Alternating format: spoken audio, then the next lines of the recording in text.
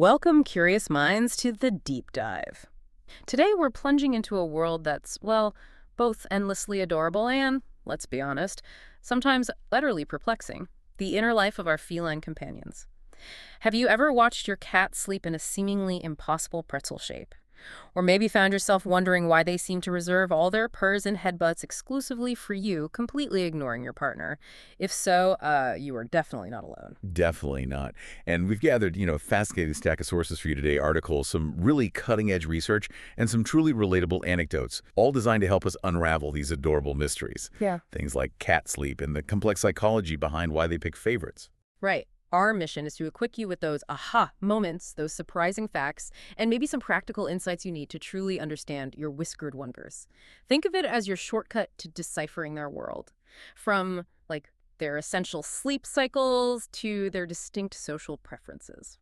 Okay, let's unpack this. Let's start with what's perhaps the most iconic and often envy-inducing cat habit: sleep.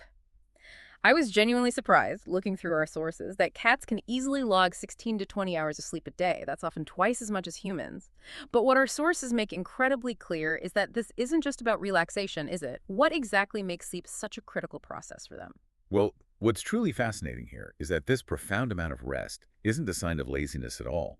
It's a vital, deeply ingrained part of their biology. Cats are naturally nocturnal, or more precisely, crepuscular, Crepuscular, meaning they're most active at dawn and dusk. So this means a significant portion of their deepest, most restorative sleep happens precisely when we're usually bustling around during our daytime hours. Mm. It's a fundamental biological rhythm that's often overlooked. And, for kittens, this rhythm is even more pronounced. Ah, kittens, yes. These little guys are practically professional nappers. Our sources highlight how, during their first few weeks, kittens can sleep up to, 20 hours a day? Sometimes 90% of their time. It seems excessive, but here's where the research gets really interesting and truly shows us why it's so vital. Absolutely. This prolonged sleep is essential for their rapid development. Hmm. While they're snoozing, their tiny bodies are busy producing essential growth hormones. These are crucial for strengthening their muscles, bones, and developing their immune system. Wow, okay. And beyond just the physical stuff, sleep plays a key role in brain development, helps them process the deluge of new experiences and sensory information they encounter every day. And just like human babies, kittens experience frequent cycles of REM sleep, rapid eye movement sleep. Right, REM sleep. And that's believed to be crucial for memory formation, consolidating new learning, sharpening their instincts. It's truly a period of intense mental architecture building. And what about those adorably awkward sleeping positions? The twisted limbs, dangling paws, the full upside-down sprawl. Our sources describe cats, a particularly flexible feline named Monsieur Alphonse, featured in a study, who are masters of this. It's not just for our amusement, is it? That's right. It looks kind of weird, but these bizarre yet charming postures actually highlight a cat's incredible flexibility and adaptability. Their spine is incredibly supple, loose ligaments. It allows them to comfortably contort into these unexpected shapes. It's partly a carryover from their wild ancestors, fitting into tight spots. That makes sense. And these quirky habits also help kittens stay relaxed, regulate their body temperature sometimes by exposing more surface area, and of course, recover from all their playful adventures, conserving that precious energy. Speaking of deep sleep, our sources delve into the different stages. You mentioned REM, but there's also non-REM. Can you break those down for us? What's happening during these periods? Certainly. So, during non-REM sleep, kittens experience a profound deep rest. This is when their bodies really get down to business. Repairing tissues, strengthening muscles, releasing those vital growth hormones we talked about. It's restorative on a cellular level. Okay. In contrast, REM sleep is when they enter what we might call the dream world. You see those pricking whiskers, flicking paws. Yeah. That signals incredibly active brain processing. It's during this stage that they solidify learning from their play, sharpen their hunting instincts, and strengthen neural connections, things that will serve them their whole lives. They're even processing spatial awareness from exploring. Fascinating. And another heart-melting sight is the kitten pile. Just all those little fur balls snuggled together. It's something we often just see as pure cuteness, but I guess it serves a deeper function. It definitely does. It's more than just cute. It serves several vital purposes. Sleeping in groups provides this profound sense of security, warmth, and comfort. It helps kittens regulate their body temperature, especially in those early weeks when they can't do it well themselves. Right, right. And in a wild context, it offers protection from predators. But beyond these physical benefits, snuggling close helps kittens bond and develop essential social skills. Gentle purring, kneading, learning nonverbal cues from their littermates. It's really their first social classroom. So from the sheer cuteness of the kitten pile, we see these big social and physical benefits. But this isn't just a kitten thing, right? The importance of sleep continues. Our sources mention adult cats settle into about 15, 16 hours, maybe 70, 75% of their day, often lighter napping with only 3 or 4 hours of truly deep sleep.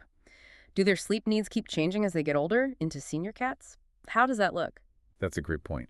Yes, their sleep needs definitely evolve again.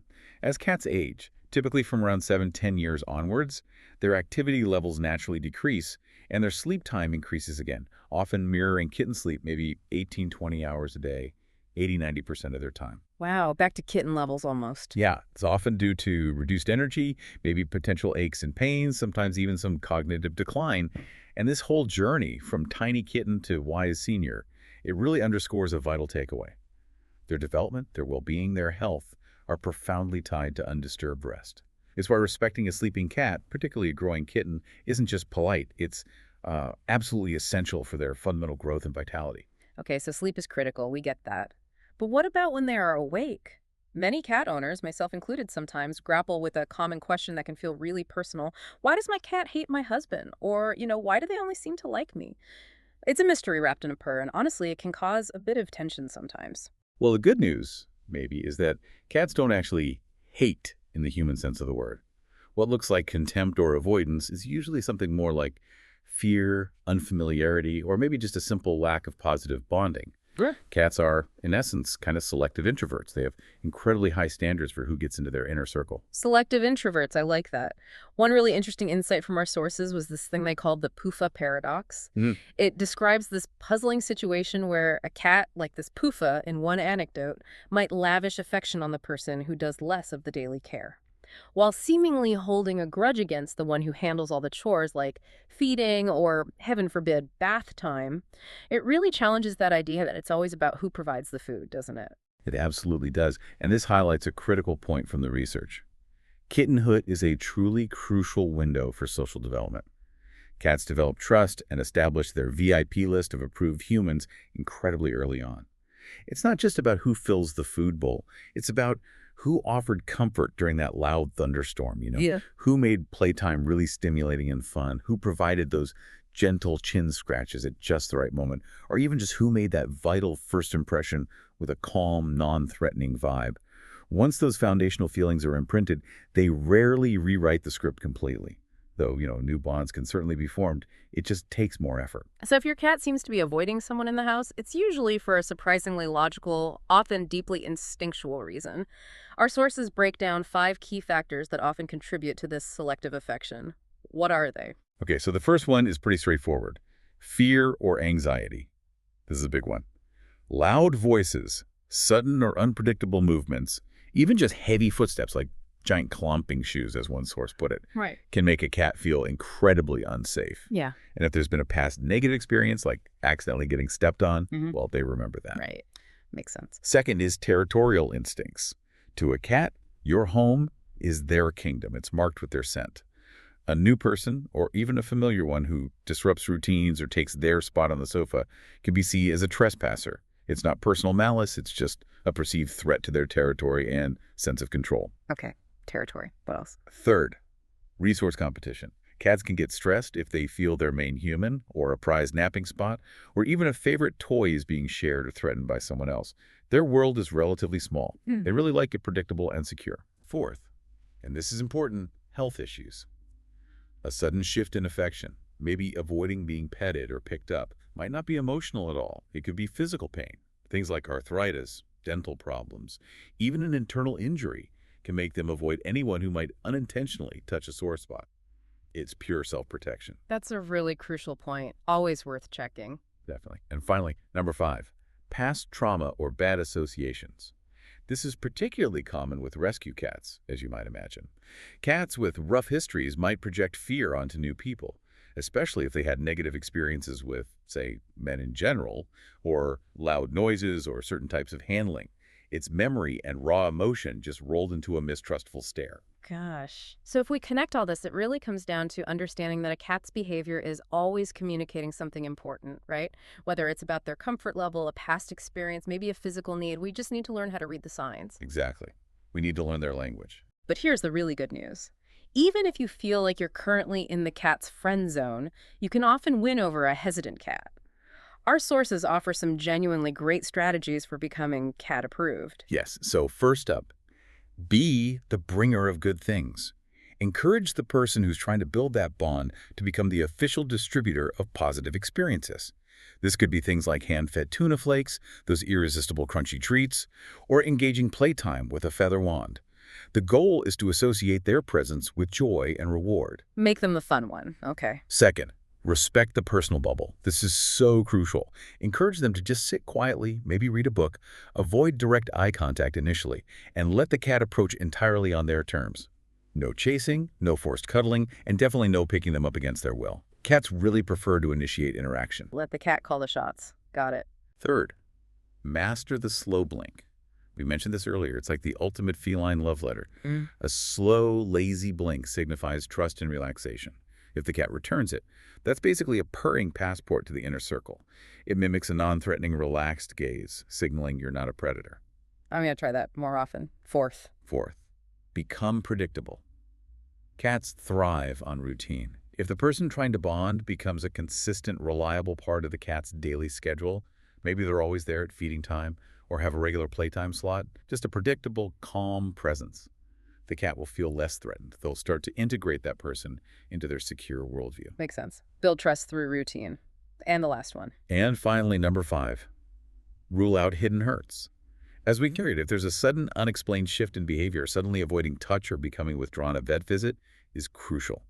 Don't just assume it's personal dislike. It could very well be an underlying pain or medical issue that needs urgent attention. Absolutely essential. And here's a crucial bonus tip from our sources, something people often overlook. Be mindful of strong scents. Cats have an incredible sense of smell, way, way more powerful than ours. Strong perfumes, colognes, aftershaves, even those heavily scented laundry detergents can be incredibly off-putting. Or worse, they could trigger stress if associated with a negative memory, like a trip to the vet. Oh, wow. I never thought of that. Yeah. So try switching to unscented products. Or, here's an interesting trick. Rub a bit of the cat-approved person's scent, maybe from a blanket they use, onto the hands of the person trying to bond. These subtle scent details truly matter in building trust with a cat. What a deep dive today. Seriously fascinating. We've navigated the adorable secrets of kitten sleep, really exploring why those long restorative naps are absolutely crucial for their growth and neurological development. And we've unpacked the fascinating, often surprising reasons behind feline preferences, why they choose their favorites, even offering a clear roadmap, hopefully, to winning over the most discerning cat. It really raises an important question for you, our listener, doesn't it? Beyond just enjoying their cute presence, how deeply do you actually observe and try to interpret your own cat's unique behaviors and needs? Yeah, think about it. Our feline companions are not just cute fluff balls. They are complex creatures with really intricate needs, a rich inner world, and this ancient history influencing them. Understanding their sleep cycles, how they form bonds, it allows us to move beyond simply owning a cat to truly sharing a life with them. Are we truly speaking their language, even maybe in their deepest dreams? Thanks for joining us for this deep dive.